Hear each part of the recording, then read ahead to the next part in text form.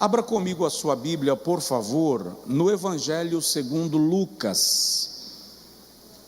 Evangelho do Senhor Jesus Cristo, escrito sob a perspectiva de Lucas, capítulo de número 15. É um texto extremamente conhecido.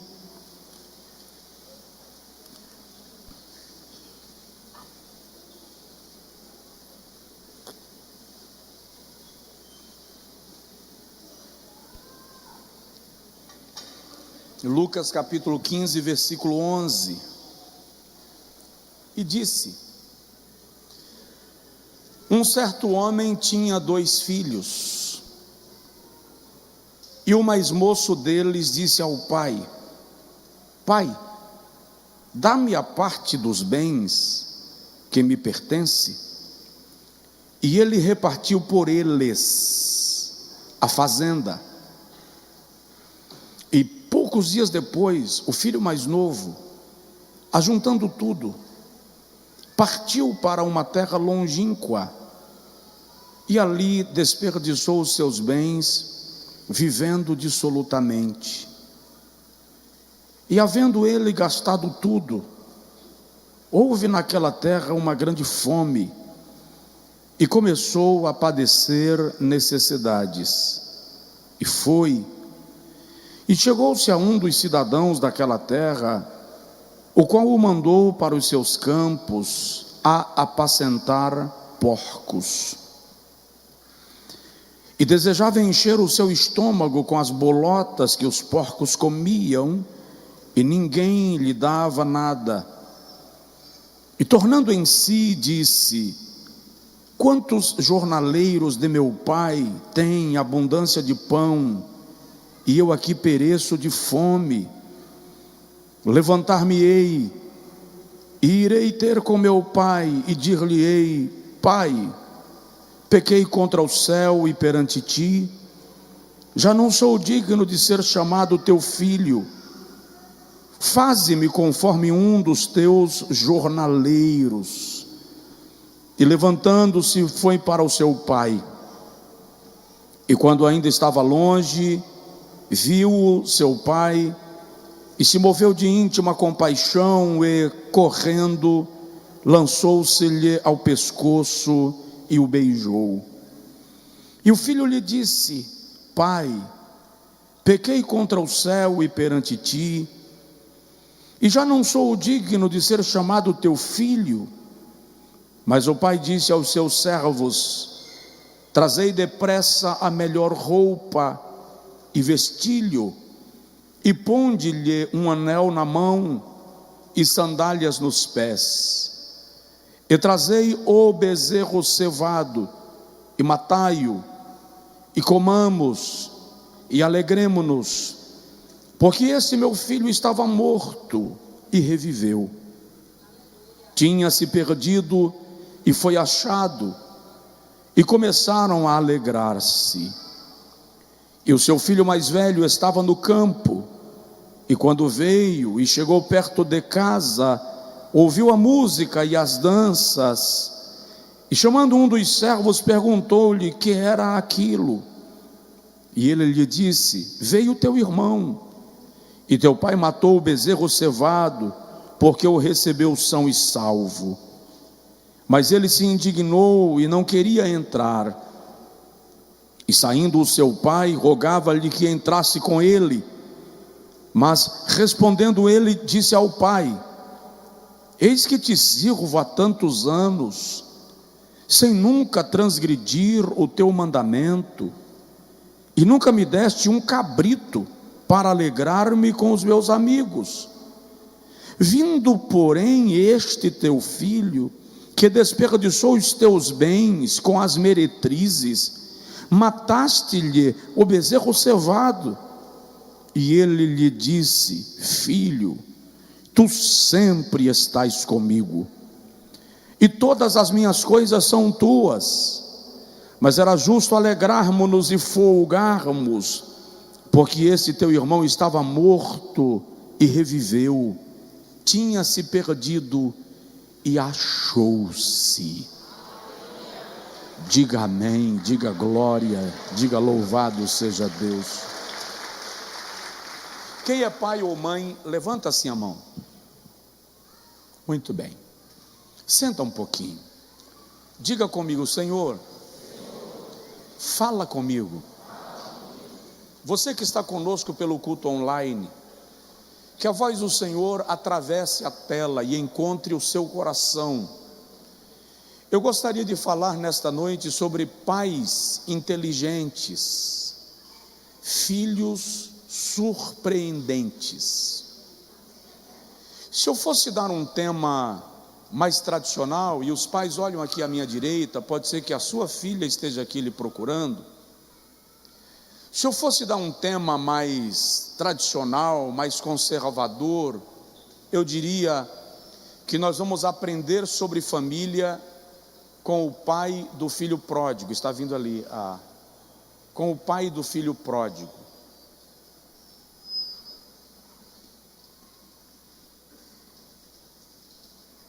Na sexta-feira passada,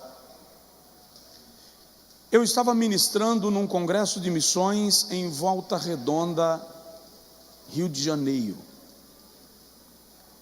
Ontem na madrugada, o pastor que veio me trazer para o aeroporto no Rio, fora missionário no Japão, por 7, 8 anos.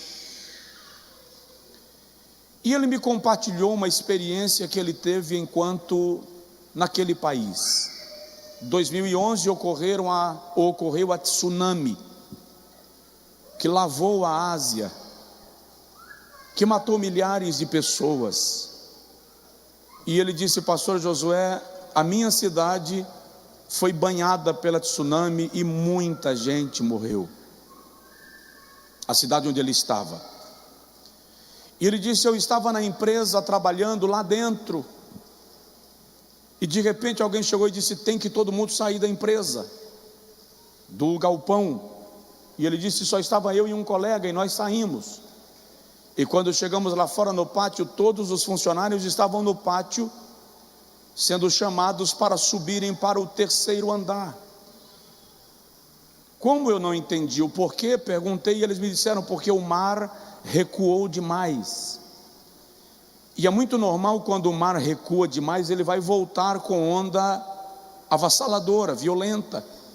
Então nós fomos subindo para o 3º andar. E ele disse, quando eu cheguei no 3º andar, eu lembrei que a minha filha estava na escola, a minha esposa em outra cidade. E sem dizer nada, eu desci a escada desesperado e fui ao encontro da minha filha, montei numa moto e parti para a escola. E quando eu cheguei lá, a escola já estava vazia, ele disse. Eu olhei o prédio à frente, as crianças estavam subindo a escadaria de um prédio, e eu subi atrás. Quando eu passei pelo 2º andar, 3º andar, só estavam idosos. Os idosos estavam no 3º andar, e as crianças estavam no 4º andar. E eu fui, encontrei minha filha, abracei, beijei. Minha filha estava sã e salva, a previsão era de uma tsunami. E ele disse que a professora chegou para ele e disse, o senhor não pode ficar no 4º andar, o senhor tem que descer para o 3º. Ele disse, mas eu quero ficar com a minha filha. E a professora disse, no 4º andar apenas as crianças e os monitores que vão cuidar delas para controlar. O senhor tem que descer para o 3º andar, a não ser que o senhor vá para casa levando a sua filha. E ele disse, eu, brasileiro, peguei a minha filha e fui para casa na iminência de uma tsunami. E as águas vieram e destruíram boa parte da cidade, e destruíram meio mundo do mapa na Ásia. Aí ele disse, só depois eu fui entender, porque me explicaram, por que os idosos estavam no 3º andar, e as crianças no 4º andar. Porque na cultura deles, se há risco de morte, se protege as crianças. Então se vem uma tsunami e ela subir a tal ponto que ela vai inundar em determinado nível, os idosos morrem, os adultos morrem, mas as crianças são preservadas, porque na cultura japonesa, proteger as crianças é garantir o futuro da nação.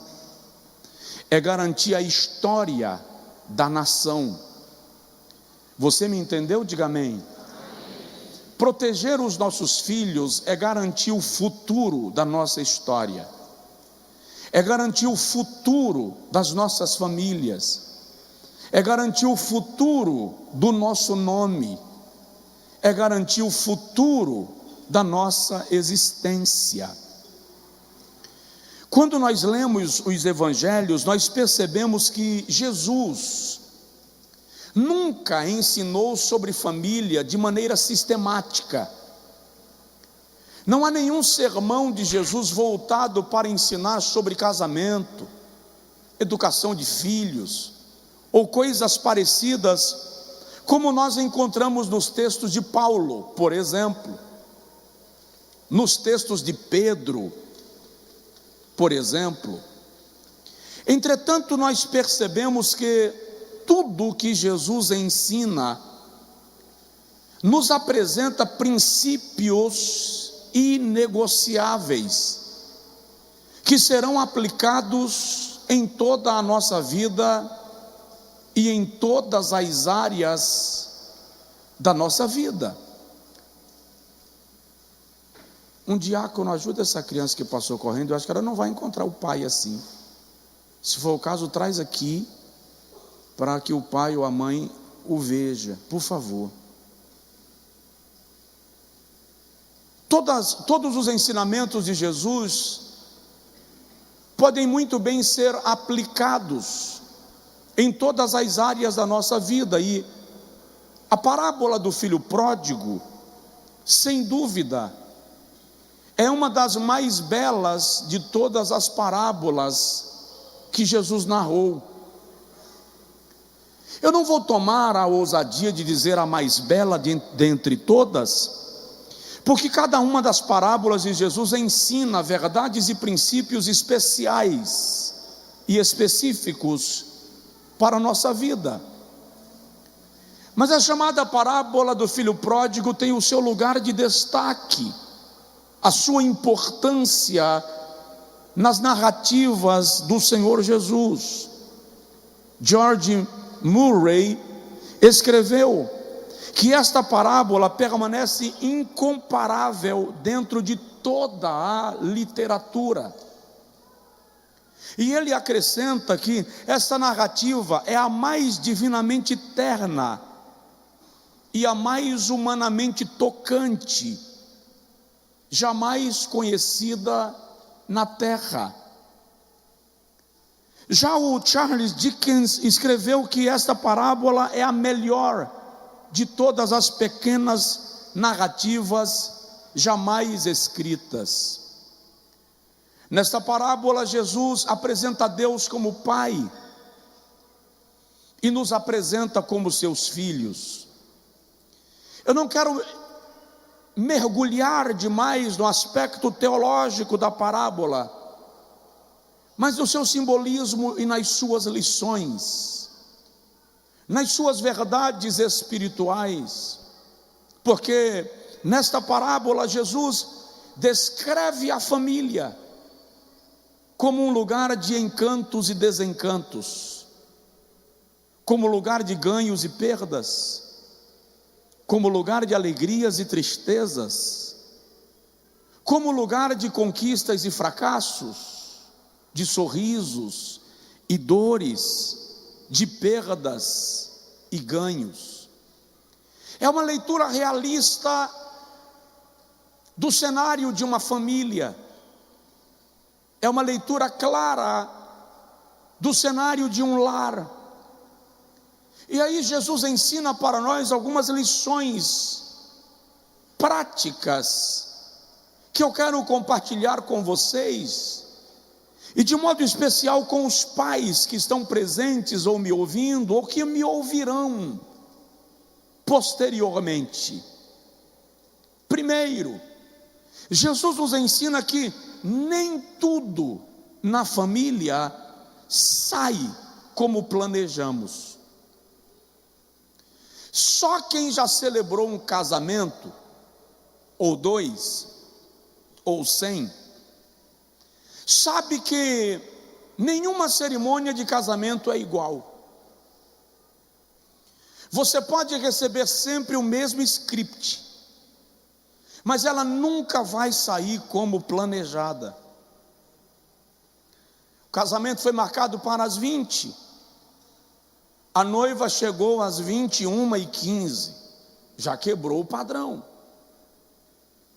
Às vezes a noiva chega e o noivo não conseguiu chegar, porque quando o noivo não tem o dinheiro para pagar o buffet completo, ele vai participar da arrumação da festa, aí ele acaba atrasando na sua chegada. Já me ocorreu de chegar o noivo e a noiva e o padrinho não chegou. Ou seja, nunca sai como foi planejado. A educação de filhos nem sempre resulta naquilo que nós imaginamos. Óbvio que planejar é imprescindível, mas nada nos garante que o planejamento vai ser executado exatamente conforme o esperado, mesmo porque alguns imprevistos acontecem. No mundo moderno, de modo particular, nós temos uma série de variações na dinâmica da vida. Nenhum pai planeja que o seu filho ou a sua filha se extravie. Nenhum pai ou mãe planeja que o seu filho mergulhe pelo alcoolismo, pelos tóxicos, pela criminalidade, ou por comportamento quaisquer que vá de encontro a princípios e valores defendidos pela família. Não acontecem problemas no ambiente da família porque alguém resolveu planejar uma esculhambação. A parábola nos ensina que muitas vezes problemas ocorrem fora daquilo que nós organizamos. E o detalhe: o pai pergunta, a mãe pergunta: onde eu errei? Onde eu faltei? Eu já me deparei com pais fazendo esta pergunta em clima de desespero. O moço desta parábola tinha motivos sobejos para não querer sair de casa. Tinha motivos abundantes para não se preocupar com o que ocorria além da cerca da fazenda. Basta lermos a própria parábola para vermos que ele tinha um pai maravilhoso. Tanto que quando a crise chegou, ele mesmo faz menção das virtudes do seu pai. Então ele tinha pai. Aquele moço tinha uma casa. Tanto que quando ele não encontra uma, ele quer voltar para a casa dele.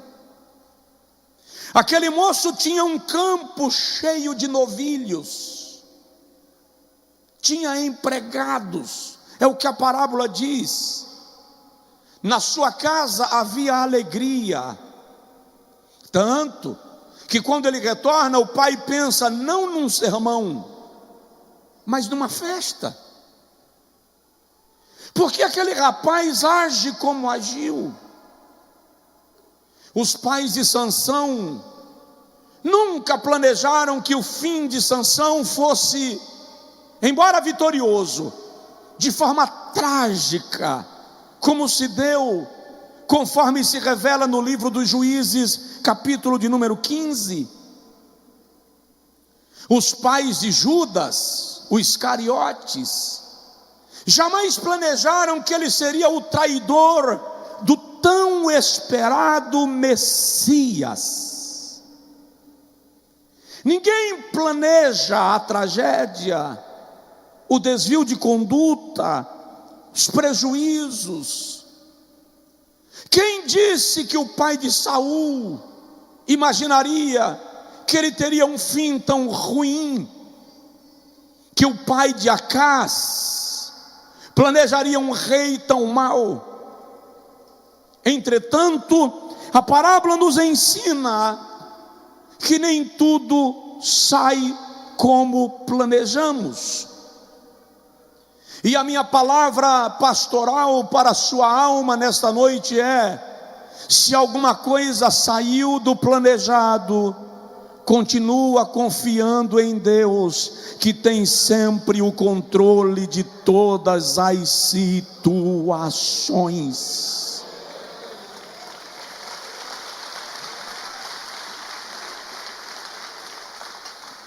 A segunda lição que Jesus nos ensina nesta parábola é que na excelência não há arrependimento.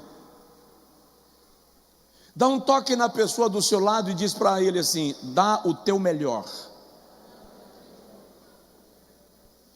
Se você dá o teu melhor na construção do lar, na educação dos filhos, na empresa e no emprego, você sente paz de ter feito tudo aquilo que poderia fazer. Quando eu estava terminando o curso de filosofia e me foi apresentada a necessidade de elaborar um trabalho de final de curso, uma monografia, um TCC. O tema da minha monografia foi tanatologia, a filosofia da morte. Eu resolvi pesquisar sobre o morrer, a dor do luto, no Oriente e no Ocidente. E uma das conclusões que tirei à época é que boa parte da dor da perda se dá pelo peso de alma do que eu poderia ter feito e não fiz. Nós sofremos pelo abraço que poderíamos ter dado e não demos. Sofremos por aquele pedido que poderia ter sido atendido e não foi.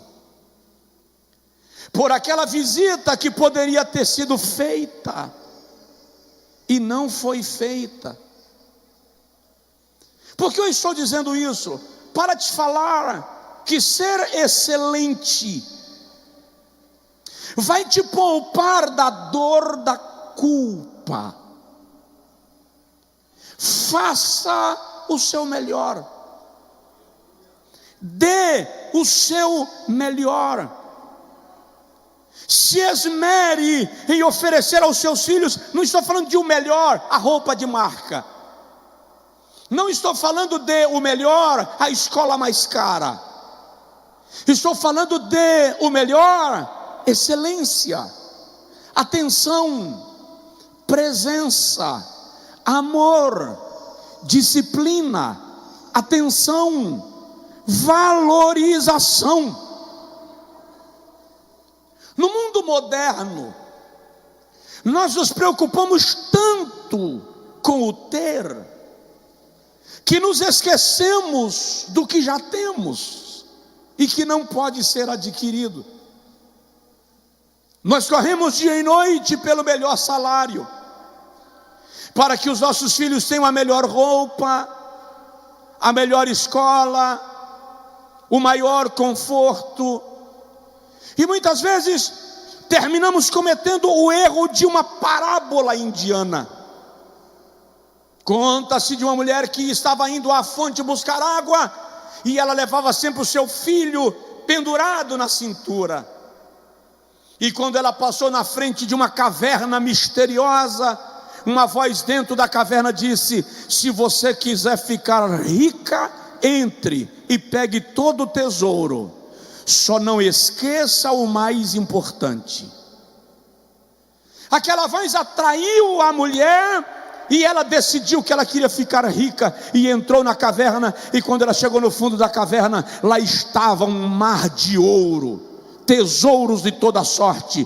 E a voz dizia: pegue tudo que você puder levar, só não esqueça o mais importante.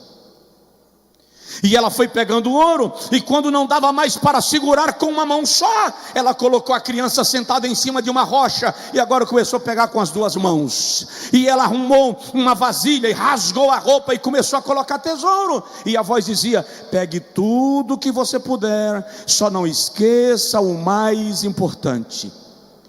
Chegou o momento que a voz disse: a porta da caverna vai fechar. E ela partiu correndo com o tesouro. Quando ela chegou lá fora e a porta fechou, ela se lembrou que tinha todo o ouro que pôde levar, mas não se lembrou de pegar o filho que ficou sentado em cima da rocha. Todos os dias nós cometemos esse mesmo erro. Carregamos todo o tesouro que podemos carregar e acabamos nos esquecendo do mais importante. Nossos filhos não podem ser ignorados. Sua presença não pode ser substituída por um presente. A sua atenção não será suprida por um dinheiro, por um hambúrguer. Quero lhe chamar a atenção para algo que os pais inteligentes fazem e que outros omitem. Por exemplo, preserve a mãe dos seus filhos com amor e respeito.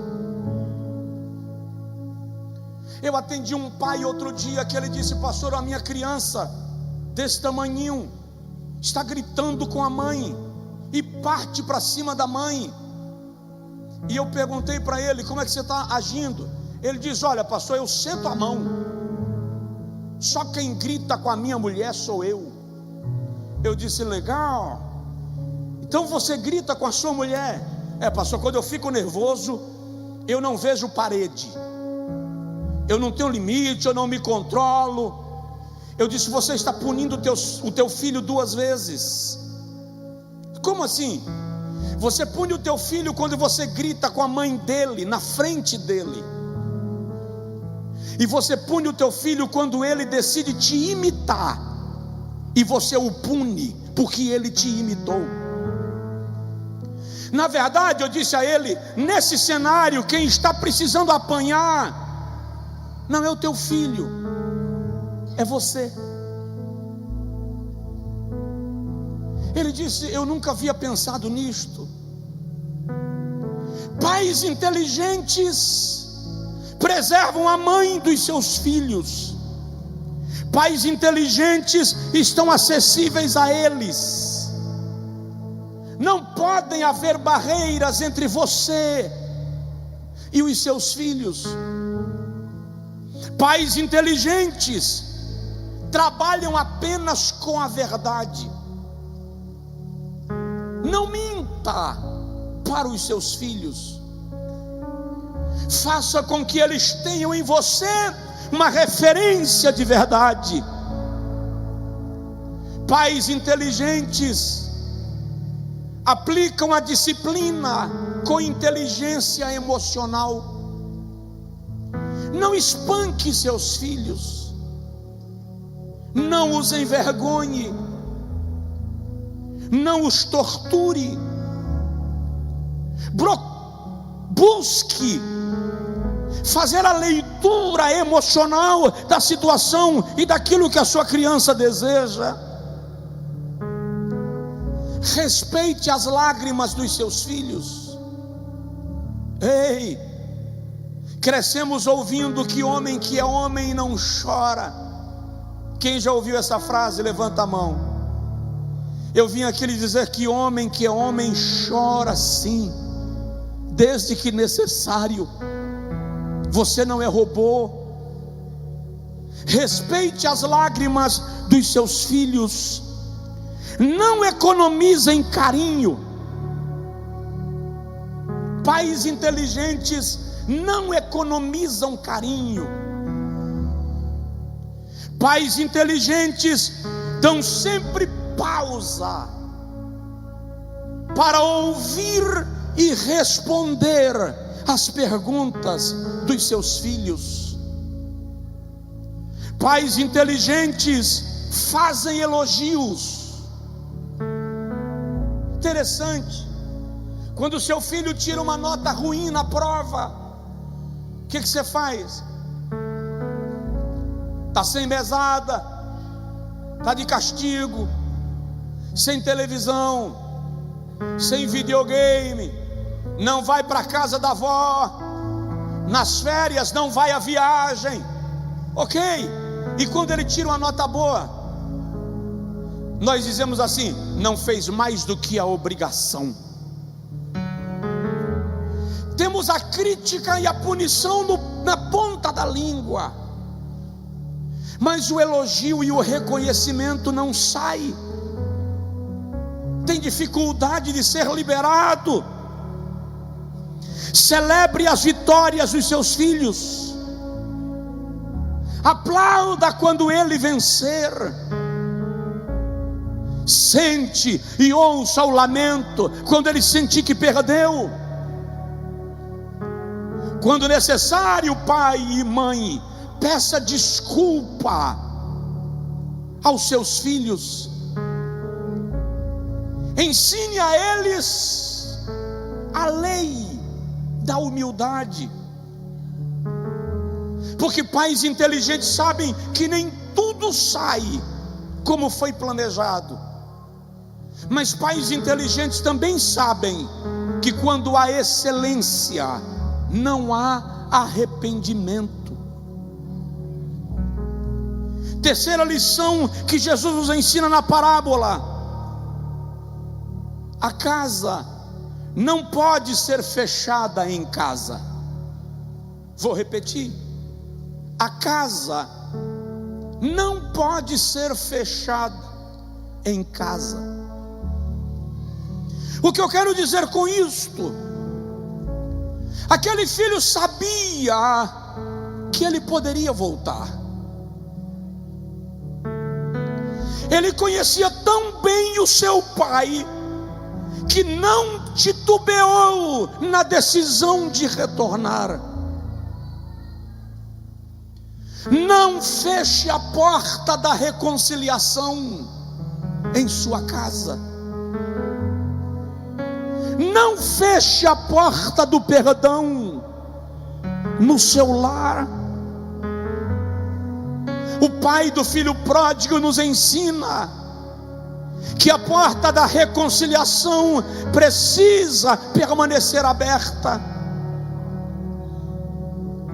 O pai do filho pródigo nos ensina que aconteça o que acontecer, a aliança cai no chão, suja de terra, borra de lama, mas a relação entre os pais e os filhos não pode ser trincada. Analise. Se Deus, que é Pai, tivesse fechado a porta para nós, entretanto a Bíblia diz que com Jesus na cruz o véu do templo se rasgou. Isso é um sinal de reconciliação. Paulo diz aos Romanos no capítulo 5 que sendo reconciliados por Cristo temos paz com Deus. Aos Coríntios, na segunda carta, capítulo 5, versículo 18, Paulo diz que Deus estava em Cristo reconciliando consigo mesmo o mundo. Se Deus não fechou a porta para nós, não fechemos a porta para alguém. Dá um toque no seu vizinho e diz para ele: não feche a porta de casa em casa. Não feche a porta da casa em casa. Há muitos anos atrás eu estava ministrando num congresso no extremo sul da Bahia. Isso deve ter uns 20 anos. No meio da pregação eu disse: se você fechar a porta para o teu filho, o tráfico abre. Se você fechar a porta para a tua filha, o prostíbulo abre. Um pastor que estava no púlpito desceu do púlpito no meio da pregação e viajou cerca de 200 quilômetros para Arraial da Ajuda em busca do seu filho. Seu filho havia se declarado naquela semana homossexual, e ele expulsou o rapaz de casa. E o rapaz estava em Arraial da Ajuda em festa com amigos, e ele entrou no carro à noite e foi ao encontro do filho. E eu fiquei sabendo depois que quando ele chegou no local onde o filho estava, de paletó e gravata, tirou o sapato para entrar na praia. O menino que estava com um copo de cerveja jogou o copo de cerveja nele. E ele disse: eu só vim lhe dizer que a porta que eu fechei está aberta. Pode voltar quando você quiser. E veio embora sozinho. É óbvio que ele voltou frustrado. Ele pensou que o menino cairia aos braços dele, agradecendo porque ele teria ido atrás. E não foi assim, porque nem tudo sai como foi planejado. Mas no ano seguinte eu voltei a pregar naquele congresso, e aquele rapaz fazia parte da equipe de organização do congresso. Porque quando a porta se abre, o Espírito de Deus trabalha o milagre da reconciliação. Não feche a porta.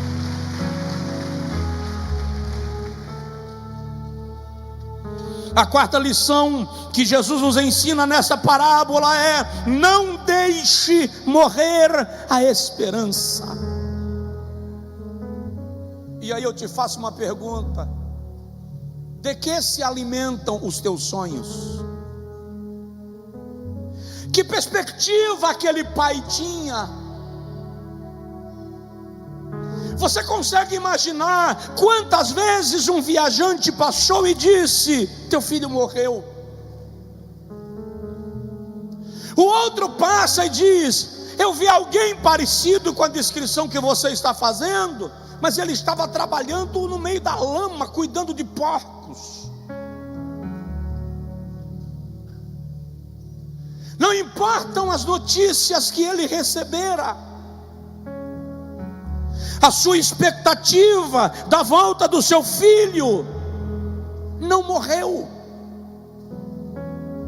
Ele manteve a porta aberta, ele providenciou o anel, ele deixou a roupa, a melhor roupa, guardada. Ele tinha o bezerro cevado. O bezerro cevado não ficava no pasto, ficava em confinamento. O pai sabia que em algum momento ele precisaria fazer uma festa. Ele não abriu mão da volta do seu filho. Manteve acesa na sua memória a expectativa de que o rapaz voltaria. Eu te faço uma pergunta: como está a tua esperança? Você está no meio de uma crise, você está no meio de um embate. E é normal, quando as crises vão além do prazo que nós imaginamos, nós perdermos a expectativa, perdermos a esperança de que algo vai acontecer. Mas a minha palavra para o seu coração nesta noite é: não perca a visão do que está por vir, porque Deus é Deus de milagres, e Ele vai fazer coisas extraordinárias e surpreendentes na sua vida. Não perca a esperança. Sonhe. Dá um tapinha de leve na pessoa do seu lado e diz para ele ou para ela: sonhe. Ouse sonhar. Os sonhos, já disse César Castellanos, são a linguagem da fé. Sonhar é ver hoje o que Deus vai fazer amanhã. Veja, vislumbre. O tamanho dos seus sonhos revelam a grandeza ou a pequenez da sua visão acerca do Deus a quem você serve. O tamanho dos seus sonhos revelam a grandeza ou a pequenez da sua visão acerca do Deus a quem você serve. Não perca a expectativa. O tamanho dos seus sonhos revelam quanto você está disposto a sacrificar para realizá-los. O tamanho dos teus sonhos revelam a sua disposição de romper obstáculos. Sonhadores não se rendem ao conformismo. Sonhadores não se frustram com as críticas. Ai de José, se simplesmente tivesse parado de sonhar por conta da oposição dos seus irmãos. Ai de nós, se Deus em sua onisciência tivesse parado de olhar para nós e investir em nós. Não deixe acabar a esperança. Ah, pastor, é porque você não sabe o que eu ouvi hoje. Não sei, mas sei o que você está ouvindo agora. E sei que Deus está te dizendo que no meio do turbilhão Ele está ouvindo o teu gemido. Sei que Deus está te sinalizando que em meio às trevas Ele não apagou a luz para você. Sei que Deus está te sinalizando que em meio à depressão Ele tem alegria para derramar sobre a sua alma. Sei que Deus está te sinalizando que diante da rebeldia do teu filho, do teu marido, da tua mulher, Ele continua tendo controle dos corações e da mente, e Ele vai fazer.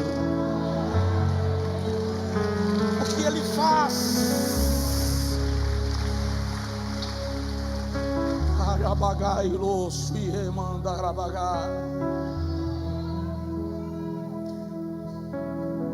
Ouse sonhar,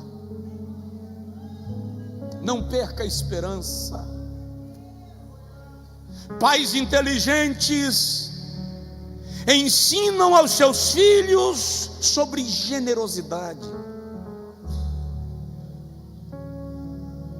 Note, o texto declara, quando o filho chega, no versículo 21, e ele vai com o seu sermão ensaiado, porque ele ensaiou o sermão.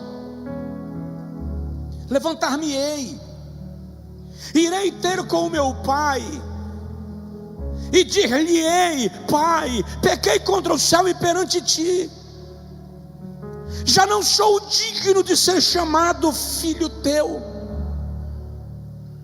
me recebe como um dos teus jornaleiros. Presta atenção, o jornaleiro não era escravo. O escravo morava na casa. O escravo tinha garantia de moradia, de comida e de dormida. O jornaleiro era aquele indivíduo que não tinha nada para fazer, nem como escravo ele foi querido. E aí, na época da colheita, as fazendas contratavam serviço extra, só para trabalhar na colheita. Era o jornaleiro, trabalhava por jornada, trabalhava por empreita. O rapaz sabia que era melhor ser jornaleiro na casa do seu pai do que livre na rua. Tamanho o conforto desta casa, tamanha a grandeza do coração desse pai. o rapaz vem. E quando ele vem chegando, o irmão vai observar na Bíblia, no versículo de número 20, que não é o jovem quem vê o pai, é o pai quem vê o jovem. Não é o jovem quem corre para abraçar o pai, é o pai quem corre para abraçar o jovem. Não é o rapaz quem beija o coroa, é o coroa que beija o rapaz. Ele era generoso. E quando o filho se prostra para o seu sermão ensaiado, e ele diz: pai, pequei contra o céu perante ti, já não sou digno de ser chamado teu filho. O pai não deixou ele terminar a fala. O pai não precisava de vitimismo para usar de pena e de complacência. O que o pai está dizendo é: esquece o sermão, você ter voltado já diz tudo. Olha a generosidade. O pai olha para o servo no versículo 22 e diz: trazei depressa a melhor roupa. Ele não diz trazei roupa, ele diz trazei a melhor. Isso aqui tem um simbolismo incrível, porque os escravos não usavam roupas. Eles usavam tecidos leves, desgastados, apenas para cobrir a vergonha da nudez. Quando o pai diz trazer a melhor roupa, o pai está dizendo: você entra na família, você é família, você é da família. Isso é generosidade.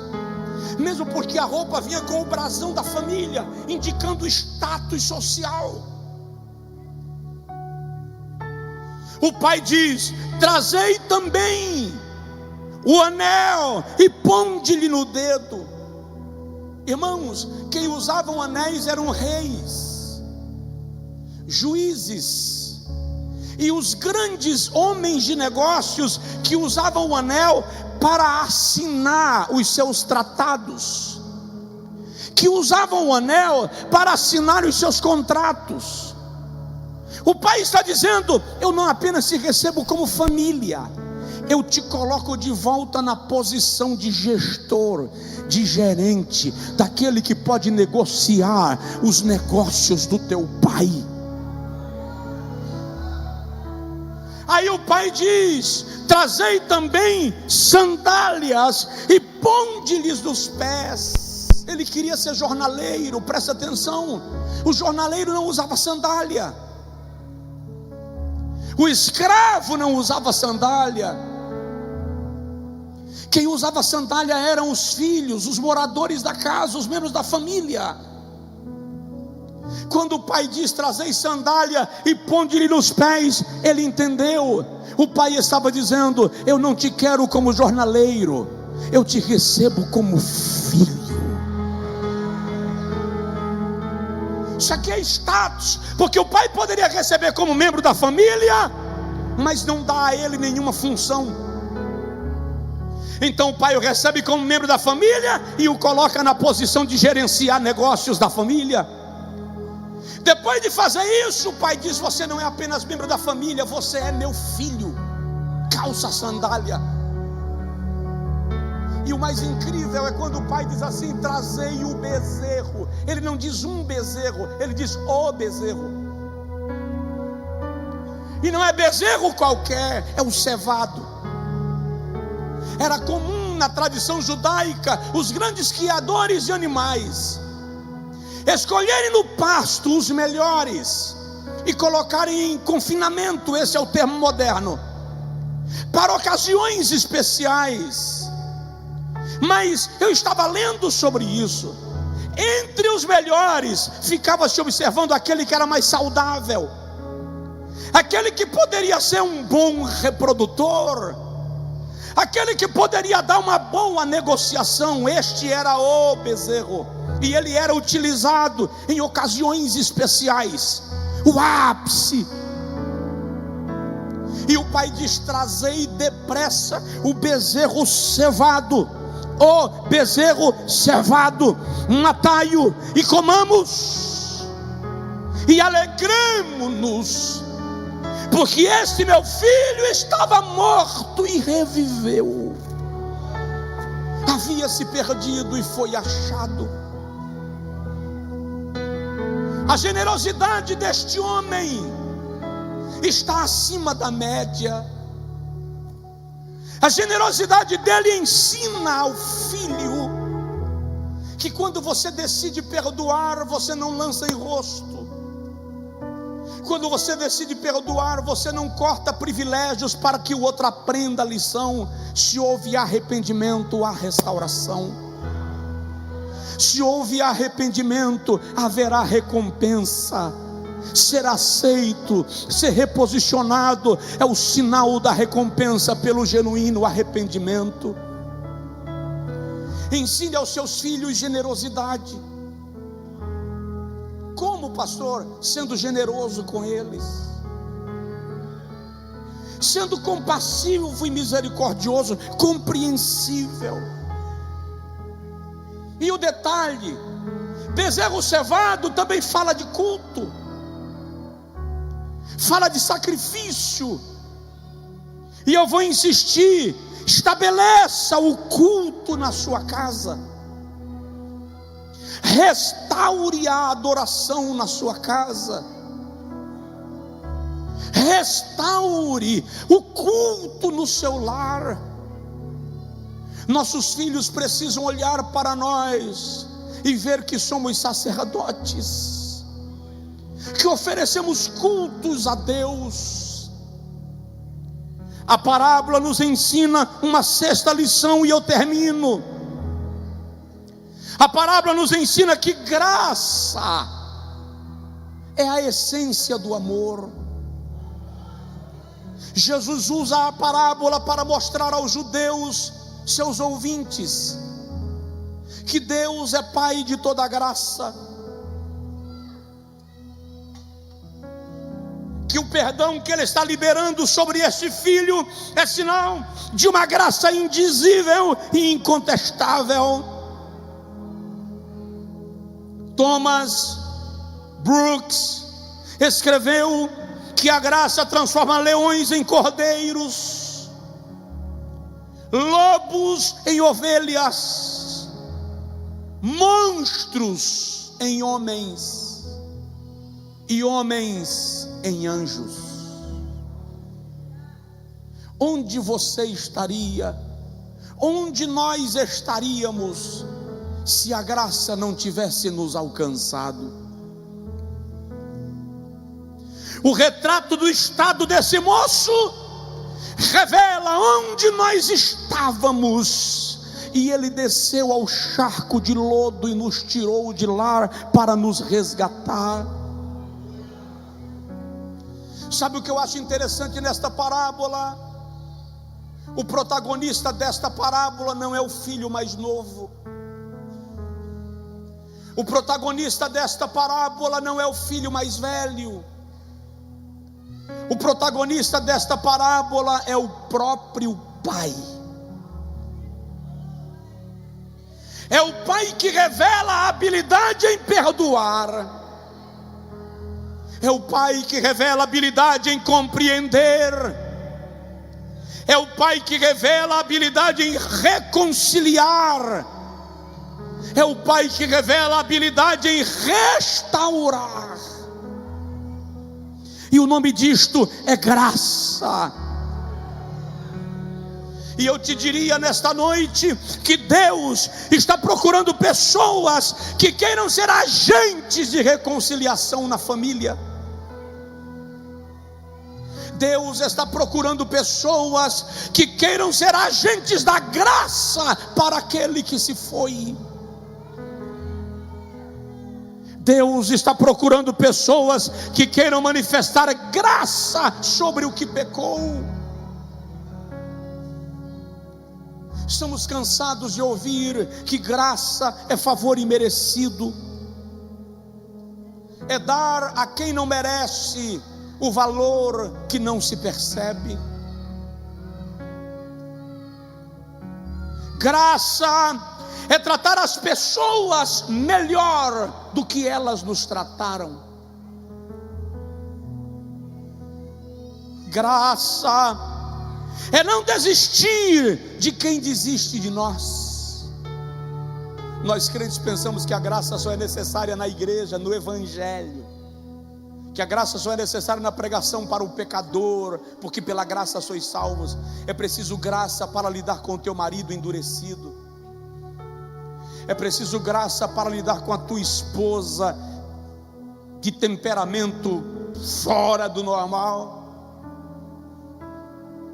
Eu vi até um card no Instagram esses dias que a pessoa colocou assim: Deus me dá graça, porque se o Senhor me der força eu mato.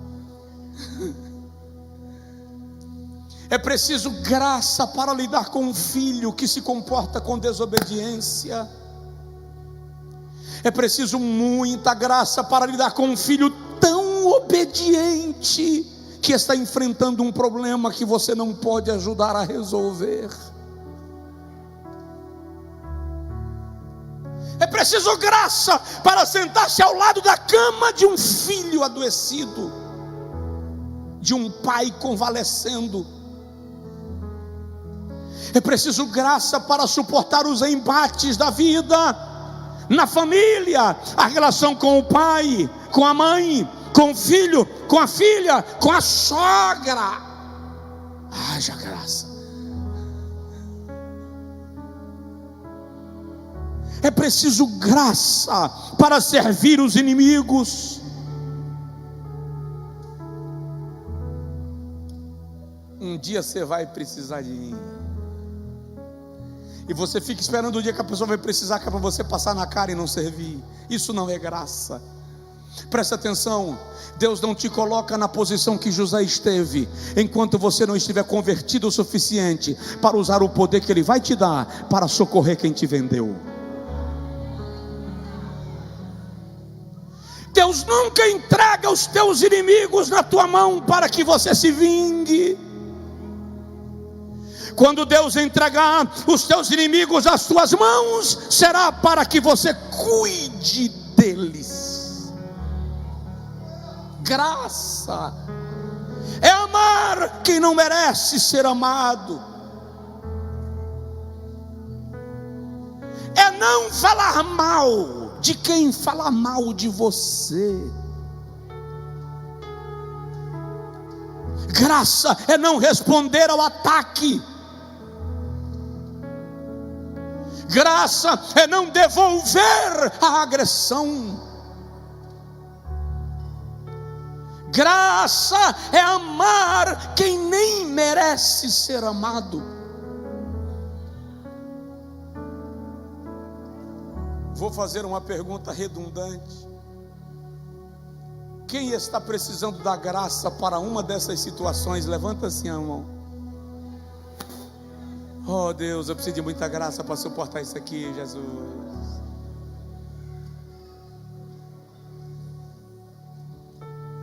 Manifeste graça em sua casa.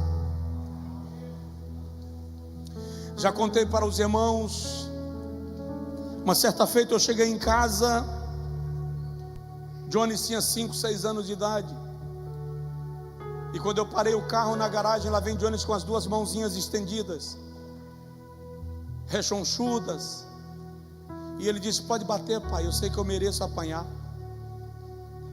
Eu falei com ele: o que você andou fazendo que você quer apanhar assim de graça, na chegada? Ele disse: não, pode bater logo, eu sei que minha mãe vai falar, eu vou apanhar mesmo. Eu disse: não, calma aí, deixa eu tirar a mala do carro. Quando eu entrei em casa, eu fui passando para o quarto com a mala, ele disse: não, pai, vem cá, bate logo. Eu disse: calma, para que essa pressa de apanhar? Me dá aqui a mão. Eu estendi o dedo, me disse: segura aqui, vem comigo. Ele disse: não, vem ver. Quando eu entrei na biblioteca, irmão, ele havia colocado uma cadeira até onde ele alcançou, Os livros estavam todos no chão, pisados, amassados, babados, amarrotados. Quando eu olhei a cena, chegando de viagem, cansado, com fome, irmão, só Jesus na causa, eu cansado e com fome, só Jesus na terra. Quando eu olhei, que eu vi a cena, eu fiz assim: mas por que você fez isso? Se eu queria arrumar. Está bom, então vamos tomar banho. Não, pai, bate logo.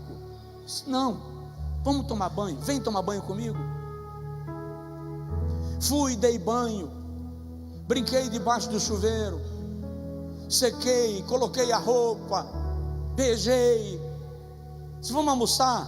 Almoçar não, pai, bate logo.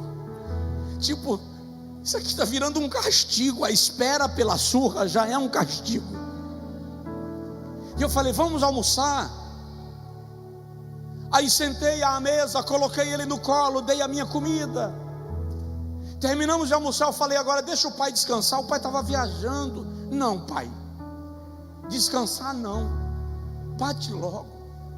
Eu disse: tá, vai lá no quarto e pega aquele pano, expliquei. Ele foi lá, voltou correndo com os panos na mão. Eu disse: agora faz o seguinte, me dá o livro que eu vou limpar e arrumar. Ele foi me dando e eu ia limpando e arrumando. E isso foi a tarde inteira. Por volta das 19 horas terminamos.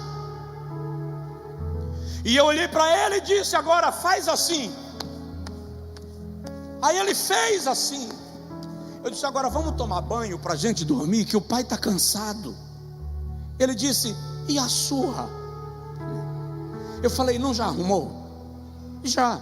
Não já está tudo no lugar? Já. Você ajudou o papai a arrumar? Ajudei. Então não tem surra, já resolvemos o problema, vamos dormir. Por que eu estou dizendo isto? Para te dizer que se eu, humano, possessivo, sujeito a descontroles, consigo agir assim com o meu filho, como você acha que Deus age com você quando você precisa de misericórdia?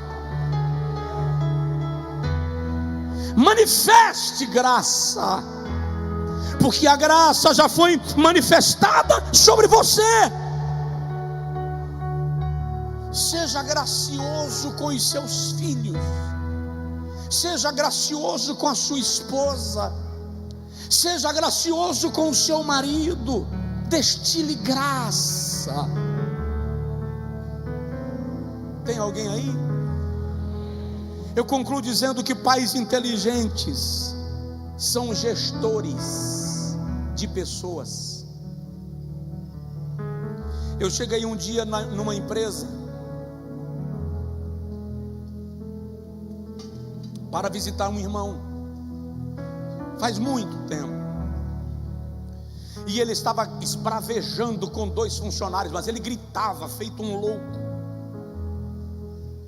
E eu fiquei parado assistindo a cena, e ele dando broncas terríveis. Quando nós entramos no escritório, ele entrou resmungando. O resto da bronca ele entrou cafangando e justificando para mim no tom de nervoso toda aquela cena. E eu perguntei para ele: você estava fazendo uma pós-graduação ultimamente? Era em que mesmo? Ele disse: gestão de pessoas. Aí eu falei com ele: já terminou? Já terminei. Se você acabou de fazer uma pós-graduação em gestão de pessoas e está gerenciando pessoas desse jeito. A vida em família é uma gestão de pessoas, gestão de crises, gestão de emoções. Há momentos que é preciso aprender a lidar com a situação. Preste atenção, há uma festa dentro de casa. Há o quê? Uma festa dentro de casa, porque um filho voltou. E há uma crise fora da casa, pelo mesmo motivo. porque o outro filho também voltou. O mais velho chegou, ouviu o barulho e perguntou: que música é essa? E um dos servos disse: aquele teu irmão que foi embora voltou, e o teu pai matou o bezerro cevado e está fazendo festa porque o recebeu são e salvo. Aí o texto diz, me ajudem lá depois da cortina. Aí o texto diz que ele rejeitava entrar. Como ele rejeitou entrar, o pai, quem decidiu sair? Olhe a habilidade deste homem em gerenciar a crise. Aquele pai não quer excluir nenhum dos filhos. Eu não posso ganhar um e perder o outro. Eu não posso ter um dentro de casa e o outro do lado de fora. E o pai começa a dizer: filho, a partilha foi justa. É só ler o versículo 11. Quem pediu os bens foi o mais novo, mas o texto diz que o pai partiu por eles. Então o mais velho também recebeu. Por isso que o pai diz assim: é justo eu me alegrar. Como ele foi justo, ele tem autoridade moral para apelar para o princípio de justiça. E o pai diz para aquele jovem: assim como a partilha foi justa, eu fui justo contigo, e eu fui justo com ele. E o detalhe, o filho mais velho foi mais beneficiado do que o mais novo. Não sei se vocês sabiam, mas a lei diz que o filho mais velho recebia o dobro do que o filho mais novo recebesse. Então o pai está dizendo: eu fui justo contigo, e eu fui justo com ele. Agora é justo eu me alegrar. O que o pai está dizendo aqui? A festa não é uma questão de justiça tua, nem uma questão de justiça dele. É uma questão de justiça minha. É por minha causa. Eu estou alegre porque meu filho estava morto e reviveu. Havia se perdido e foi achado. Aí o filho diz: mas eu nunca ganhei nenhum cabrito. E o pai diz: mas todas as minhas coisas são tuas. É como se o pai dissesse: você não precisa reclamar por um cabrito, você tem a fazenda inteira. Pergunta para o seu vizinho: de que você está reclamando se você tem tudo? O Senhor te deu acesso a todas as bênçãos. O Senhor te deu acesso a todos os milagres. Tudo que é meu é teu. Nós encontramos nesse pai disposição de perdoar, disposição de ouvir, disposição de celebrar, disposição de dialogar.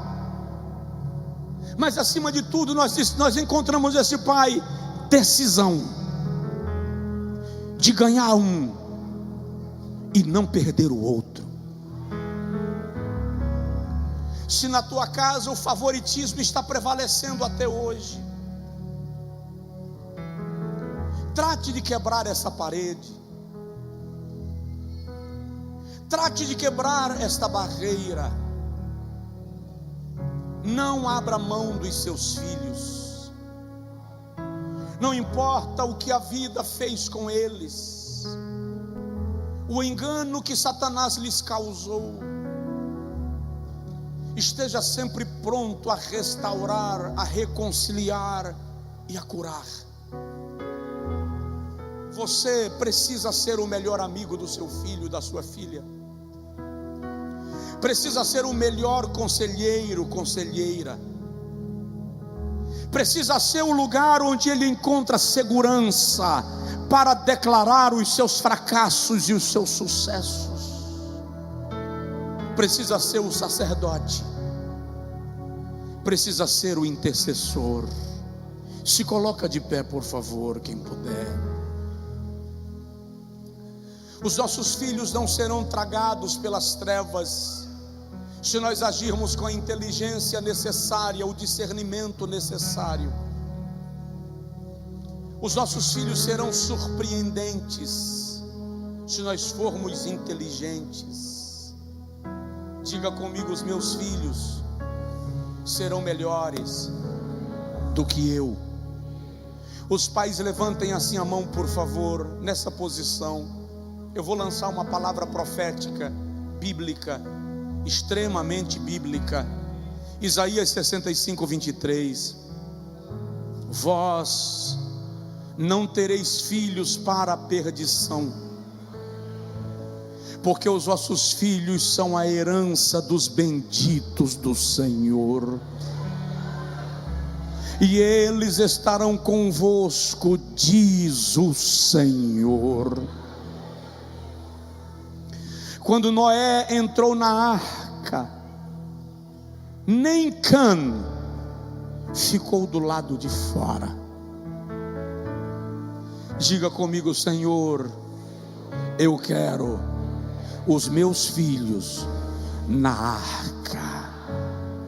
Aleluia, aleluia. E o Senhor vai buscá-los. Eu lhes digo com um sentimento muito profundo de que Deus me autoriza a declarar. Hoje é dia 16 de julho. Até o final deste ano, Deus vai fazer uma revolução dentro da tua casa. Deus vai fazer uma revolução na tua família. Você vai ver gente que não devia estar lá será mandada embora. Gente que se foi será trazida de volta. Filhos rebeldes serão amansados, domados e controlados pelo Espírito Santo. Homens e mulheres que receberão a visita do céu enquanto dormem. Enquanto dormem, haverá um repouso do Espírito Santo sobre eles. O Espírito vai convencer, o Espírito vai transformar, o Espírito vai fazer, o Espírito vai gerar. Você que está em casa e recebe essa palavra, dá um amém, recebe essa palavra profética. Eu declaro em nome do Senhor Jesus Cristo: recebe, nenhum mal te sucederá, nem praga alguma chegará à tua tenda, porque Ele já deu ordem aos anjos a teu respeito, para te sustentarem com as suas mãos, para que não tropeces em nenhuma pedra. Pisarás o leão e a áspide, calcarás aos pés o filho do leão e a serpente. Pois que tão encarecidamente me amou, também eu de Jeová o livrarei. Pô-lo-ei no alto refúgio e o engrandecerei. Ele me glorificará e eu lhe mostrarei a minha salvação. Só quem recebe essa palavra dá um brado de glória. No templo ou em casa, na cabine do caminhão, é tempo de milagre na sua casa e na sua família, em nome de Jesus.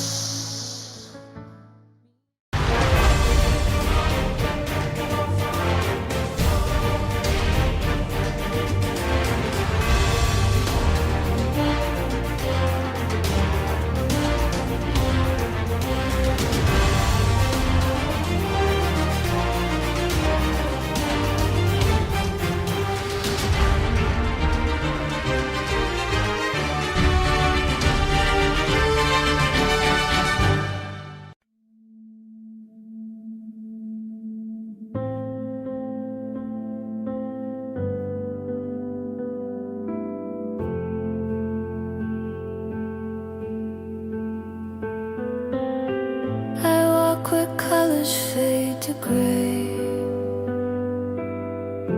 Neon ghosts just drift away. My shadow hums a lullaby to dreams that never said goodbye. Whispers fall from open skies, echoing the tears in my eyes. In the mirrors in the rain, I see your face, I hear my name. Every droplet paints the pain,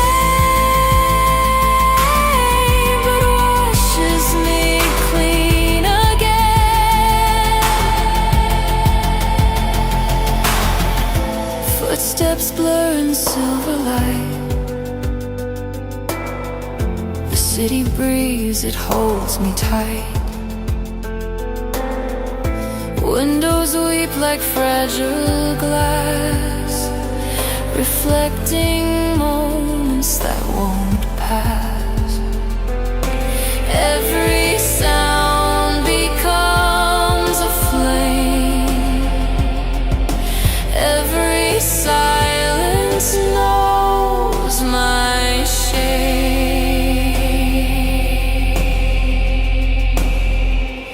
In the mirrors in the rain, I see your face, I hear my name. Every droplet paints the pain, but washes me clean again.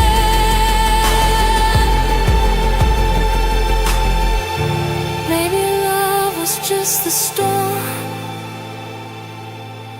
that taught my heart to be reborn.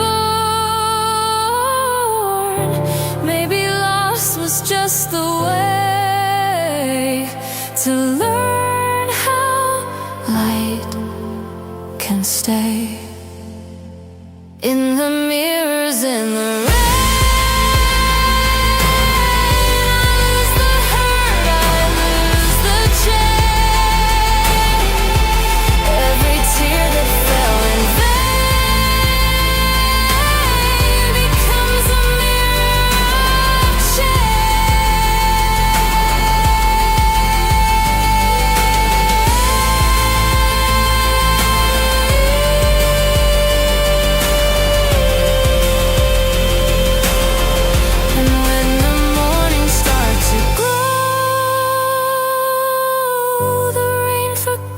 but I still